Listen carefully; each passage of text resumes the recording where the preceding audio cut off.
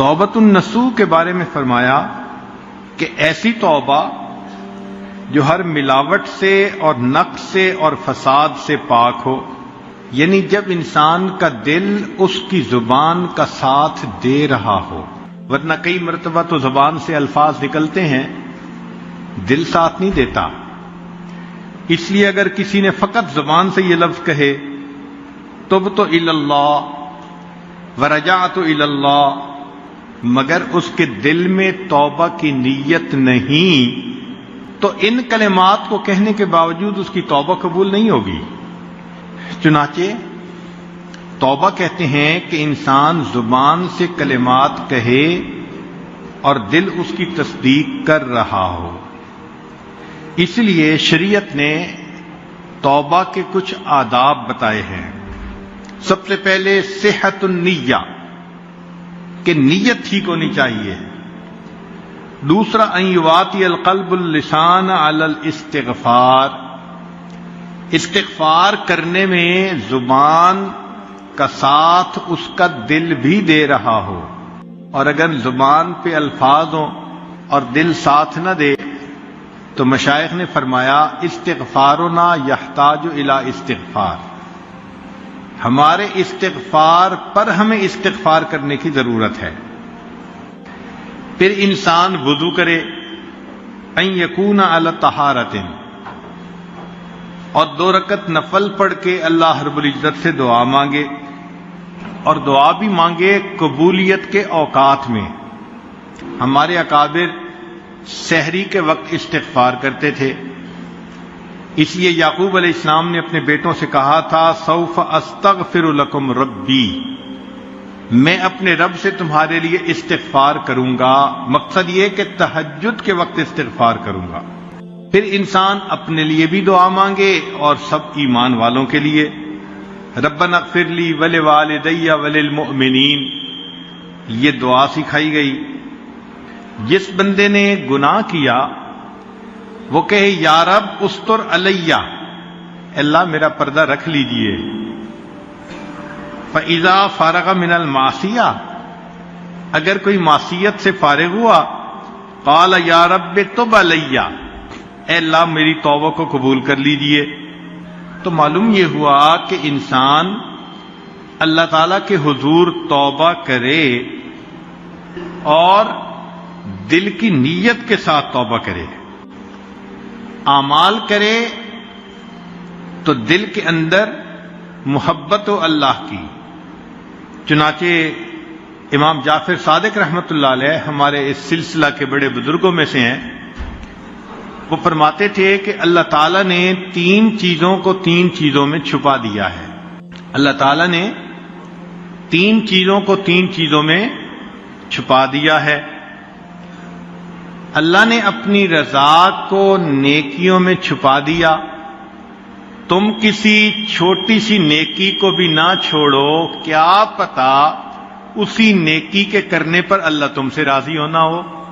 اللہ نے اپنے غصے کو گناہوں میں چھپا دیا، چھوٹا گناہ بھی مت کرو، ممکن ہے کہ اسی میں اللہ کی ناراضگی ہو۔ اللہ نے اپنے اولیاء کو اپنے بندوں میں چھپا دیا، تم کسی بھی بندے کو حقارت کی نظر سے مت دیکھو، ممکن ہے کہ وہ اللہ کا ولی ہو۔ چنانچہ انسان جب توبہ کرتا ہے تو اس کے دل میں نرمی آتی ہے۔ ہمارے مشائخ نے فرمایا توبہ کرنے والوں کی صحبت اختیار کرو، ان کے دل نرم ہوا کرتے ہیں۔ تو معلوم ہوا کہ پروردگار عالم نے کسی بندے کے لیے توبہ کے دروازے کو بند نہیں کیا، جو بھی ہے جس حال میں بھی ہے وہ توبہ کر سکتا ہے۔ ہاں اتنی سی بات ہے کہ توبہ فوری کرنی چاہیے، یہ نہیں کہ انسان سوچتا ہی رہ جائے۔ اس توبہ میں سب سے پہلے انسان اللہ کے حقوق ادا کرے۔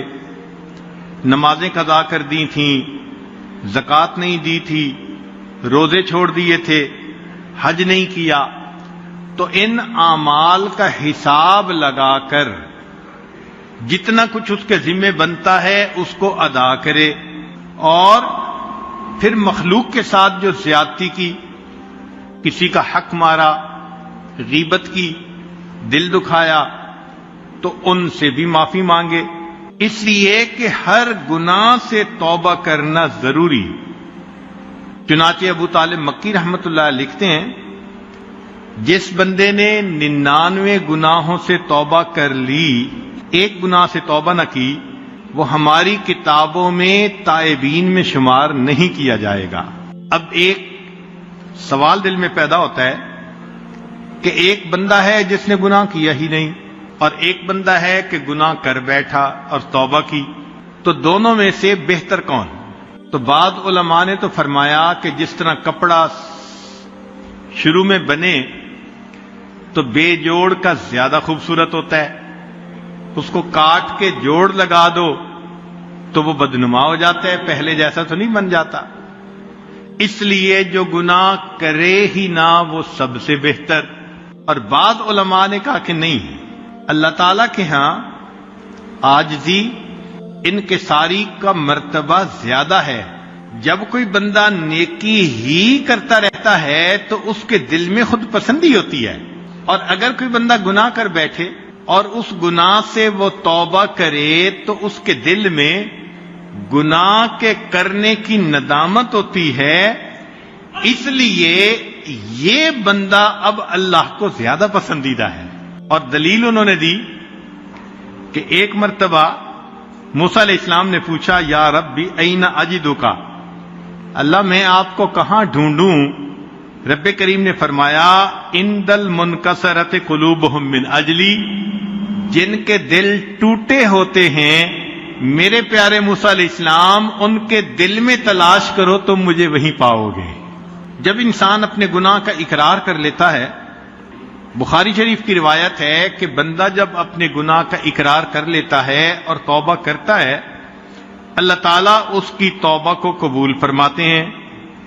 اور حدیث پاک میں یہاں تک فرمایا کہ لو اخطأتم حتی تبلغ خطایاکم السماء، اگر تم اتنے گناہ کرو کہ تمہارے گناہ آسمان کی بلندی تک پہنچ جائیں، ثم تبتم، پھر اگر تم توبہ کرو گے، لتاب اللہ علیکم، اللہ پھر بھی تمہاری توبہ کو قبول فرما لیں گے۔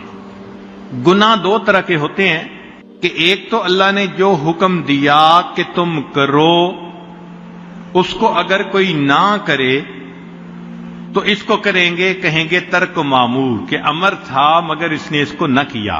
اور دوسرا یہ کہ اللہ تعالیٰ کسی چیز سے منع کرے کہ مت کرنا اور وہ کر بیٹھے، تو اس کو کہیں گے فعل محظور۔ سب سے پہلا گناہ جو ہوا وہ ترک معمور تھا۔ کیسے کہ رب کریم نے جب حکم دیا اسجدوا لآدم، تو سب فرشتوں نے سجدہ کیا الا ابلیس، سوائے ابلیس کے، ابا، اس نے نافرمانی کی، واستکبر وکان من الکافرین۔ تو سب سے پہلا گناہ وہ ترک معمور کا ہوا۔ اور پھر دوسری خطا جو ہوئی وہ آدم علیہ السلام سے، وہ کیا ہوئی؟ فعل محظور، کہ رب کریم نے منع کیا تھا کہ تم نے اس درخت کے پھل کو نہیں کھانا، اور انہوں نے بھول کے اس کو کھا لیا۔ تو انسان کے گناہوں کا تعلق بعض اوقات جوارح کے ساتھ ہوتا ہے اور بعض اوقات دل کے ساتھ ہوتا ہے۔ جوارح سے مراد آنکھیں، زبان، کان، ہاتھ، پاؤں، یہ انسان کے جوارح ہیں، آرگنز ہیں۔ اور ایک انسان کا دل، اس کے ساتھ جن گناہوں کا تکبر ہے وہ ہے کبر، عجب، ریا، شح، حب مال، حسد اور بغض اور غضب۔ ان تمام گناہوں کا تعلق انسان کے دل کے ساتھ ہے۔ اب سمجھنے والی بات یہ ہے کہ دل کا گناہ زیادہ نقصان دہ ہوتا ہے بنسبت اعضاء کے گناہوں کے، کہ معصیت و آدم کانت معصیت و جارحی، آدم علیہ السلام سے جو خطا ہوئی تو وہ ان کے اعضاء اور جوارح کی کوتاہی تھی، غلطی تھی، بھول تھی۔ نتیجہ کیا ہوا کہ نسیان ہو گیا، بھول ہو گئی۔ تو یہ جوارح کا معاملہ ہوا نا، ضعف الارادہ، ارادے میں کوتاہی۔ تو اعضاء کی وجہ سے جو گناہ ہوا فوراً توبہ کی اور اللہ نے ان کی توبہ کو قبول کر لیا. لیکن جو ابلیس کی معصیت تھی کانت معصیت قلب، وہ دل کی معصیت تھی. کیوں؟ اس نے تکبر کیا تھا، انا خیر منہ، میں بہتر ہوں. اور یہ دل کی جو کوتاہی ہوتی ہے فکانت غائرتن متمکنتن، زیادہ گہری، ساکنتن فی اعماقہ، دل کی گہرائیوں میں ہوتی ہے.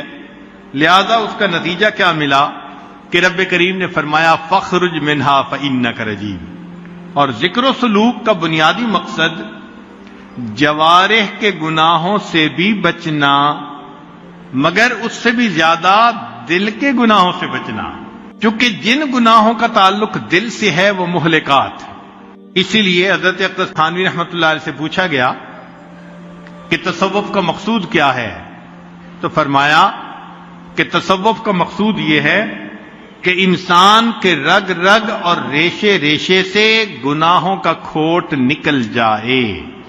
اب اس میں کچھ گناہ ایسے ہوتے ہیں کہ جو جاری ہو جاتے ہیں، لہذا ان کا گناہ بھی زیادہ. مثال کے طور پہ بدعت پہ عمل کرنا.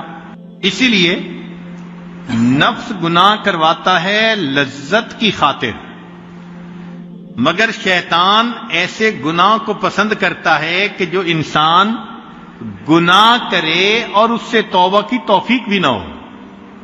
اب جو آدمی کسی بدعت پہ عمل کر رہا ہے تو وہ تو اس کو نیکی سمجھ رہا ہے، توبہ کیسے کرے گا؟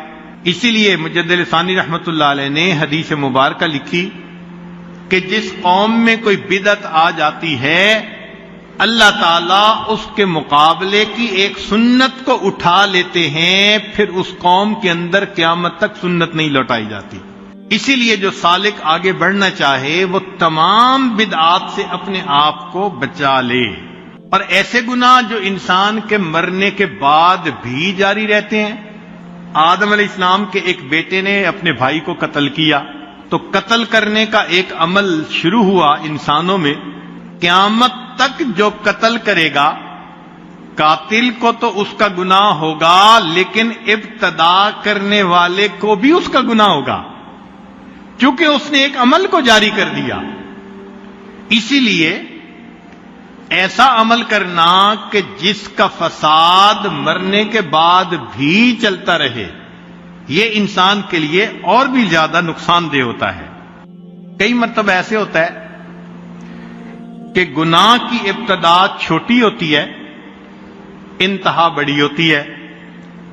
ابلیس کے گناہ کی ابتدا معصیت تھی، وآخرہ کفر، اور اس کی انتہا کیا تھی؟ کفر تھی. قابیل کے گناہ کی ابتدا شہوت تھی، وآخرہ شقوۃ، اور آخر میں اس کو شقاوت نصیب ہوئی. اسی لیے انسان کو چاہیے کہ وہ گناہوں سے بچے اور جتنے نیک اعمال کر سکتا ہے اتنے کرے. بندے کی نیکیاں اس کے گناہوں کو مٹا دیتی ہیں. چنانچہ قرآن مجید میں اللہ تعالیٰ فرماتے ہیں فلولا انہ کان من المسبحین، کہ اگر یونس علیہ السلام میری پاکیزی شان بیان کرنے والے نہ ہوتے، للابث فی بطنہ الی یوم یبعثون، قیامت تک مچھلی کے پیٹ میں رہتے. تو مچھلی کے پیٹ سے نکلنے کا سبب ان کا تسبیح پڑھنا بن گیا کہ انہوں نے کہا تھا لا الہ الا انت سبحانک انی کنت من الظالمین.